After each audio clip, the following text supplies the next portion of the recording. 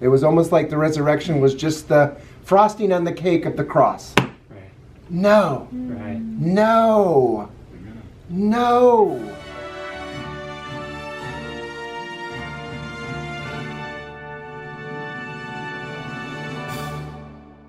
When I recognize that this whole thing we're talking about, Christ in you, the Christ life, is actually this theological journey of Jesus through Calvary and Pentecost and the Ascension and then Pentecost.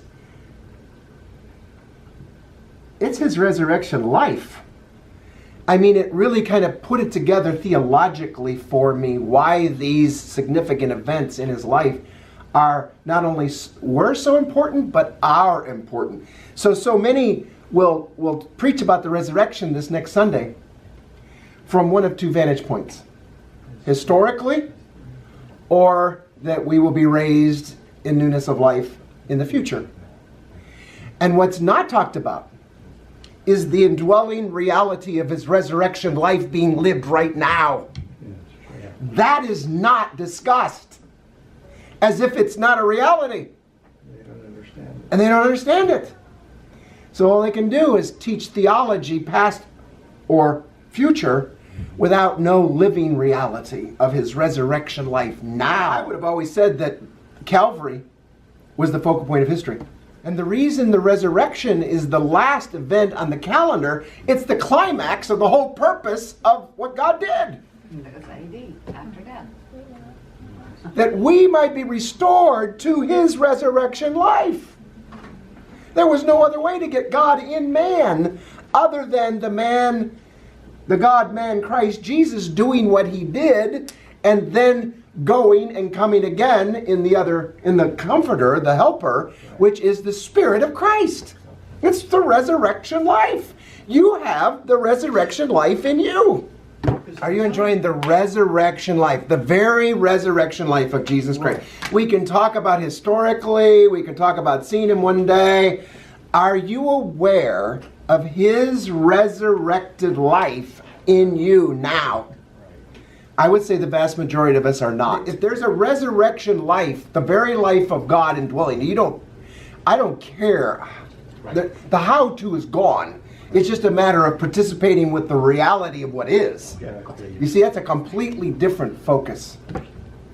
I mean, I'm not going to be asking Jesus how to do whatever. If he's currently living in me, I'm just taking his lead. It's like a no-brainer. We don't believe, the simple thing, believe. If we don't believe that he is, if we don't believe that he's a present resurrection reality within us, then there will be no basis for faith. There will be no basis for receptivity because we don't even believe. We're still looking for. We're still searching. There has to be the faith recognition that he is for there to be any expression of the reality of his life. Or else we're still We're still in a searching, seeking mode. Right. We're not experiencing the reality of what is.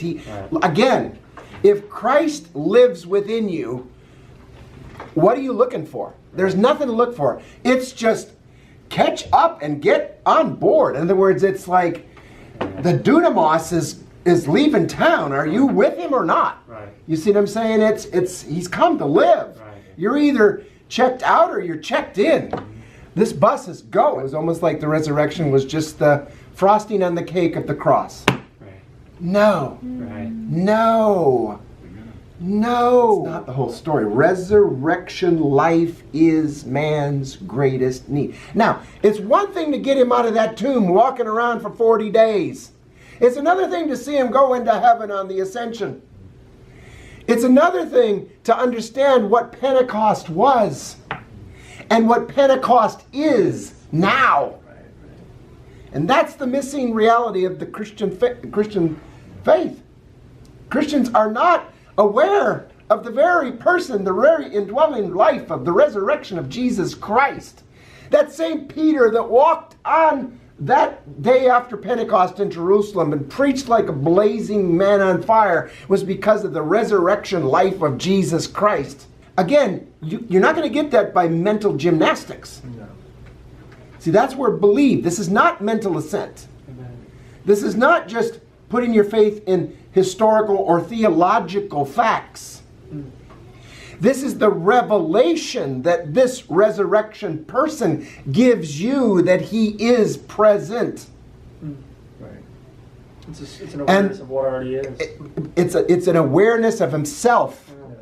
And unless he reveals himself to you, then you're back to the drawing board. You're back to trying to figure out how to connect to God. Once God connects to you, there's no more trying to figure it out. You're experiencing the dynamic of his very resurrection life. We hope you enjoyed today's video on Life as God Intended. If you're not already subscribed, make sure you hit that button below so you get a notification every time we upload one of our weekly videos. Be sure to hop over to our blog where you can read articles and notes on today's message and sign up for our emails there. We'll see you back here in a few days, and until then, enjoy life as God intended.